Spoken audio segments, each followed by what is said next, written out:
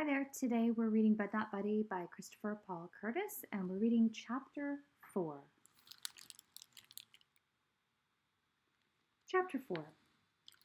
They hadn't locked the kitchen window. It slid open with just a couple of squeaks.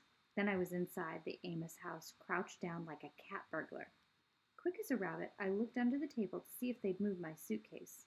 It was still there. I got a whole lot calmer when I picked it up, and it was the right weight. I didn't think they'd taken anything out of it. I couldn't be sure until I looked inside, but I could do that later. I took in a deep breath and looked over at the icebox to see if the shotgun was still there. I let all the air out in a big puff when I saw it. Shucks, you'd think that with the Amoses being so doggone mean, they'd worry about leaving a big old gun like that out in the open. What if one of their visitors got real mad at them about something? I unlocked the back door, set my suitcase on the first step of the porch so I could make a quick getaway after I was through paying these Amoses back. I opened the screen door real quiet, went back into the house. Fair is fair. The Amoses deserved what they were going to get. I can't all the way blame Todd for giving me trouble, though. If I had a regular home with a mother and father, I wouldn't be too happy about other kids living in my house either. Being unhappy about it is one thing, but torturing the kids who are there, even though they don't want to be, is another. It was my job to make sure other kids who didn't know where their mothers and fathers were didn't have to put up with Todd. My heart started jumping around in my stomach as soon as I reached out for the shotgun. It was a lot longer and heavier than I thought it would be. I lifted it and felt how solid and the smooth brown wood was against my shoulder. With it up close to my face like this, I could smell the gray metal of the barrel and the gun oil Mr. Amos used on it.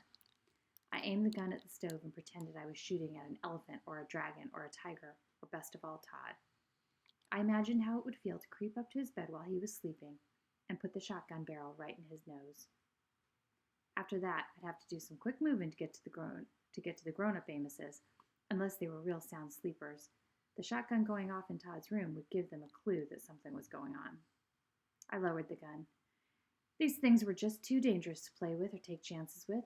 That's why the first part of my revenge plan was to get this gun out of the way. If something went wrong and the Amoses woke up, I didn't want them rushing down to the kitchen to get the gun. I knew they'd shoot me in a flash and tell the home it was an accident. I took the gun outside and put it on the back porch in a corner where they wouldn't be able to see it until daytime. I felt a lot better when it was out of my hands. When I was back in the kitchen, I started opening cupboards looking for the drinking glasses. The first one I opened had the jelly jar they'd given me to drink out of at supper time. I walked over to the sink and turned on one of the spigots. These Amoses had hot water running right into the house. I let it run for a second to warm up and put a dish rag in the bottom of the sink so the splashing wasn't too loud. When the water was good and hot, I stuck the jelly jar underneath until it was filled to the brim. I started down the hall. Todd's door came open easy as anything. I tiptoed over to his bed.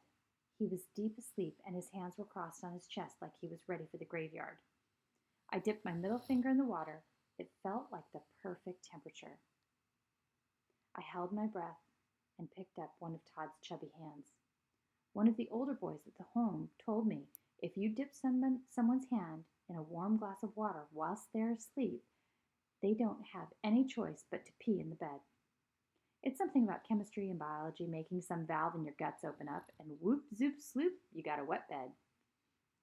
I started to dip Todd's fingers in the water, but I couldn't dip more than 2 fingers at a time. Todd's bed stayed dry as the desert. I tried holding Todd's hand flat and pouring water over it, but he still didn't wet the bed.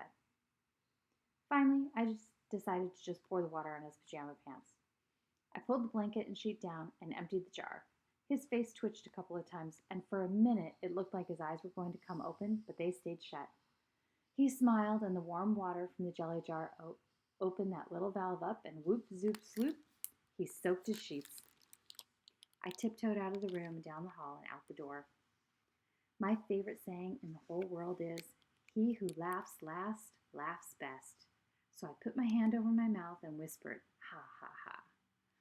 Picked up my suitcase and walked to the street. Man, I was on the lam. I was just like public enemy number one. If J. Edgar Hoover and the FBI saw me now, I'd be in some real serious hot water.